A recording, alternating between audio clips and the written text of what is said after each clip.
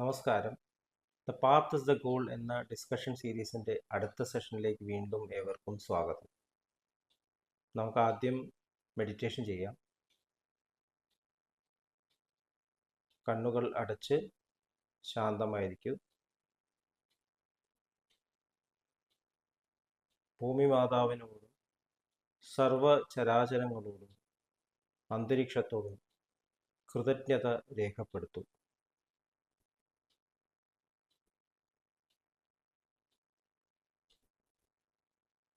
ഭൂമി മാതാവിൽ നിന്നുമുള്ള healing energy കാലുകളിലൂടെ പ്രവേശിച്ച് ശരീരം മുഴുവൻ വ്യാപിക്കുന്നതായും ശരീരത്തിലെ എല്ലാ ഭാഗങ്ങളെയും എല്ലാ കോശങ്ങളെയും റിലാക്സ് ചെയ്യാൻ സഹായിക്കുന്നതായും അനുഭവിക്കൂ.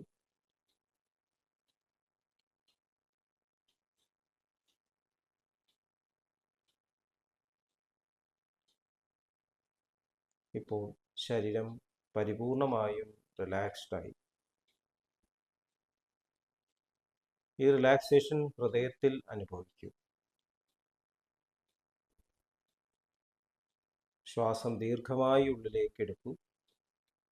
ഹൃദയത്തിൽ സ്നേഹം നിറയുന്നതായി അനുഭവിക്കൂ. ശ്വാസം പുറത്തേക്ക് വിടുമ്പോൾ സ്നേഹം പ്രപഞ്ചം മുഴുവൻ വ്യാപിക്കുന്നതായി അനുഭവിക്കൂ.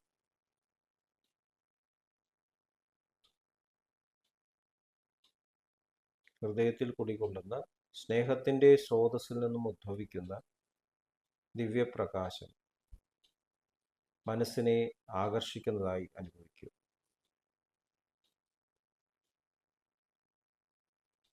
ആ ദിവ്യപ്രകാശത്തിൽ ധ്യാനം ആരംഭിക്കൂ.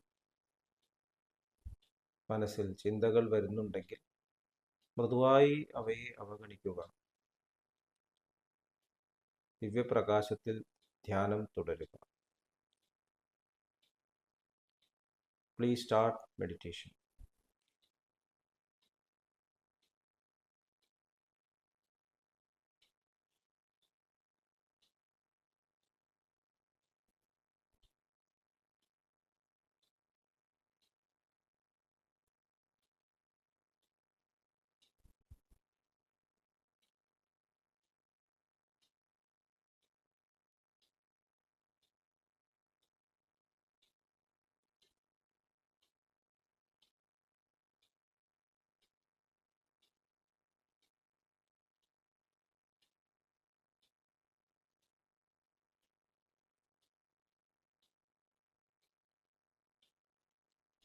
ഓക്കെ, ആ കണ്ടീഷൻ ഹൃദയത്തിൽ നിലനിർത്തി പതുക്കെ കണ്ണുകൾ തുറക്കൂ.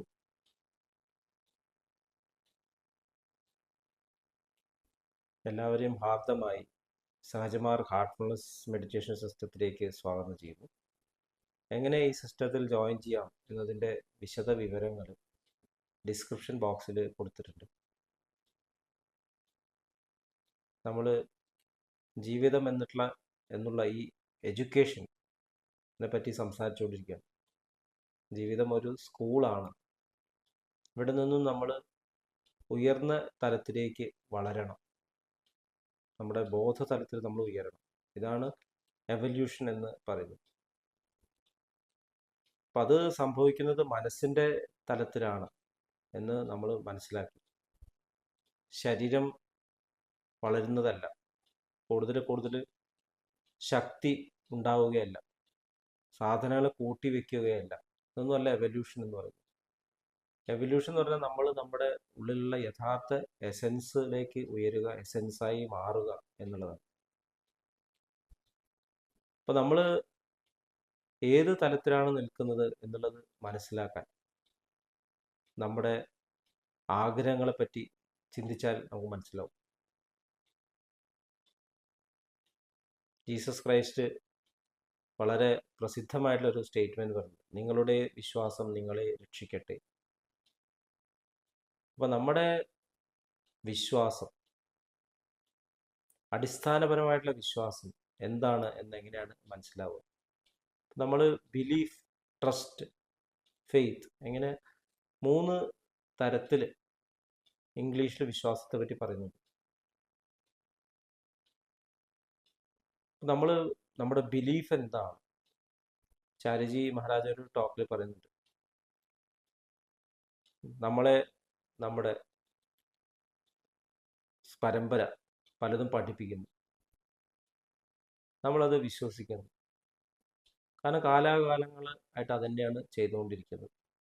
എന്തുകൊണ്ടാണ് അങ്ങനെ നമ്മൾ വിശ്വസിക്കുന്നത്? കാരണം എൻ്റെ പിതൃക്കൾ, എൻ്റെ പാസ്റ്റ്, എൻ്റെ ഗ്രന്ഥങ്ങൾ, അതെല്ലാം പറയുന്നത് അങ്ങനെയാണ്. അതുകൊണ്ട് നമ്മൾ അതിലിങ്ങനെ കണ്ടിന്യൂ ചെയ്തുകൊണ്ടിരിക്കുകയാണ്.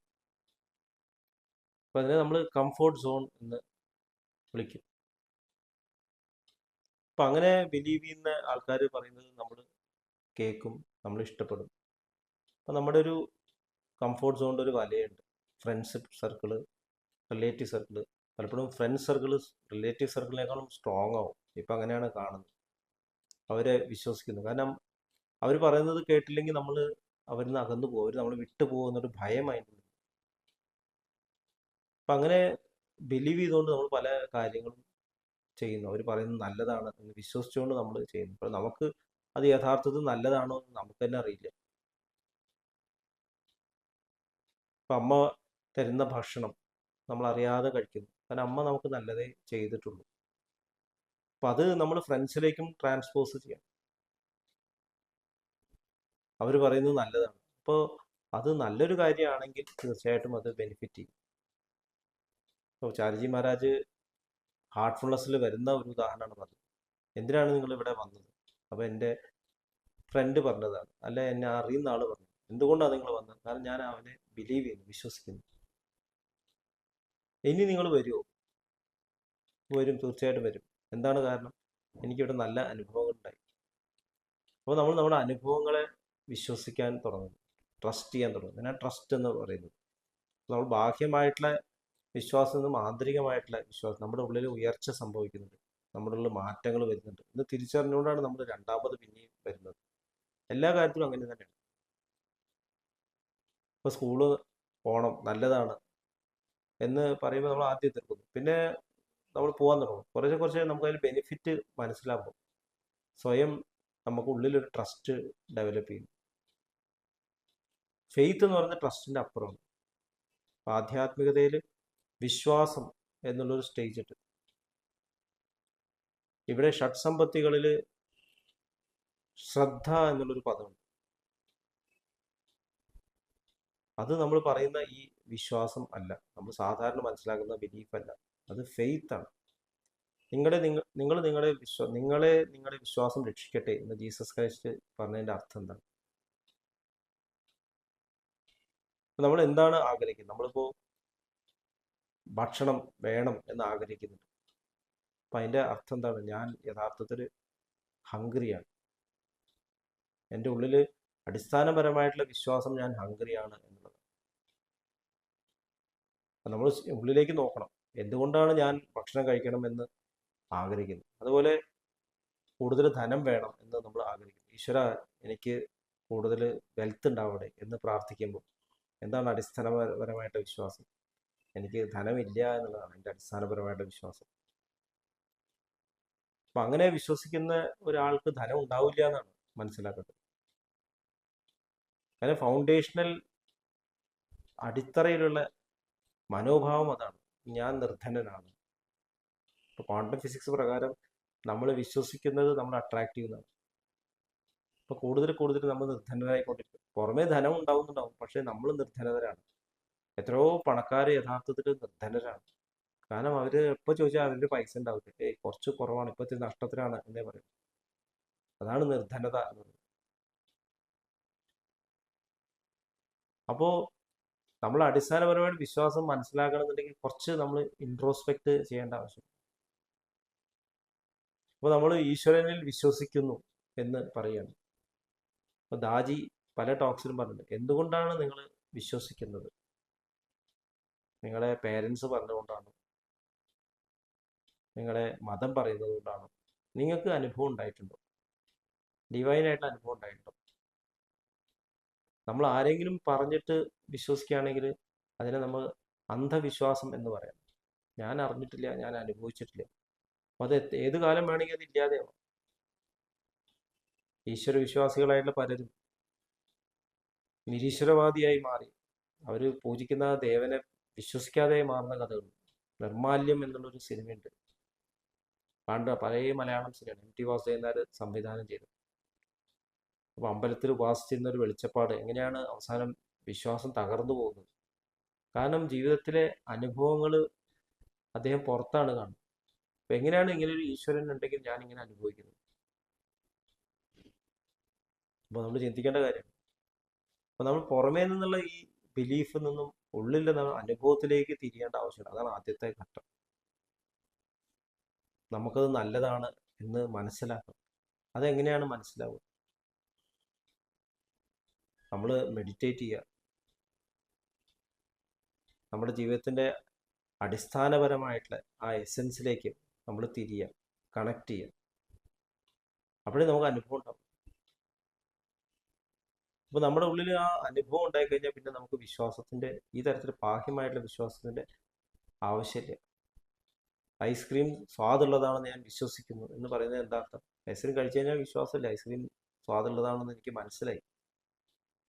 നമ്മൾ ഏതെങ്കിലും ഹോട്ടലിൽ നിന്ന് ഭക്ഷണം കഴിക്കാൻ പോവുകയാണെങ്കിൽ നല്ലതാണ് എന്ന് ഞാൻ വിശ്വസിക്കുന്നു എന്ന് പറയുമ്പോൾ തീർച്ചയായിട്ടും അത് നമ്മുടെ അനുഭവം കൊണ്ട് പറയുന്നതല്ല. അപ്പം അതുപോലെ തന്നെ ഈശ്വരനിൽ വിശ്വസിക്കുന്നു എന്ന് നമ്മൾ പറയുമ്പോൾ അടിത്തറയായിട്ട് നമ്മുടെ ഉള്ളിൽ ശരിക്കുള്ള വിശ്വാസം അല്ല ഉള്ളത് എന്ന് മനസ്സിലാക്കണം. അതുപോലെ നിരീശ്വരവാദം, ഈശ്വരൻ വിശ്വസിക്കുന്നില്ല എന്ന് പറയുന്ന ആൾക്കാരുണ്ട്.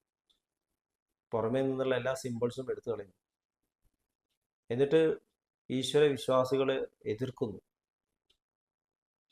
കണ്ടിന്യൂസ് ആയിട്ട് എതിർത്തുകൊണ്ടിരിക്കുന്നു. അതെന്തിനാണ് അങ്ങനെ ചെയ്യുന്നത്? വിശ്വസിക്കാത്ത ഒരാൾക്ക് വിശ്വസിക്കാതിരുന്നാൽ പോലെ, മറ്റുള്ളവർ വിശ്വസിക്കുന്നതിന് എന്തിനാണ് ഡിസ്പ്രൂവ് ചെയ്യാൻ ശ്രമിക്കുന്നത്? അപ്പോൾ അവിടെ ഒരു ഭയമുണ്ട്. നമ്മുടെ ഉള്ളിൽ ഭയമുണ്ടെങ്കിൽ തീർച്ചയായിട്ടും അവിടെ ശരിക്കുള്ള അനുഭവത്തിൽ നിന്നുള്ള വിശ്വാസമില്ല. അപ്പോൾ നമ്മൾ ഈ തരത്തിൽ വേർതിരിച്ചെടുക്കണം വിശ്വാസത്തെ. ബിലീഫ്, ട്രസ്റ്റ്, അടിസ്ഥാനപരമായ ഫെയ്ത്ത്, ഇവയെ സെപ്പറേറ്റ് ചെയ്ത് മനസ്സിലാക്കണം. നമ്മുടെ ഉള്ളിലുള്ള അനുഭവത്തിൽ നമ്മൾ കാര്യങ്ങളെ വിശ്വസിക്കാൻ പഠിക്കണം. എങ്കിൽ മാത്രമേ ശ്രദ്ധ എന്നുള്ള ഈ തരത്തിലേക്ക് നമുക്ക് ഉയരാൻ സാധിക്കും. വിശ്വാസത്തെക്കുറിച്ച് നമുക്ക് കൂടുതൽ ഡിസ്കസ് ചെയ്യാം. അടുത്ത സെഷൻ വരേക്കും വിടവാങ്ങുന്നു. നന്ദി, നമസ്കാരം.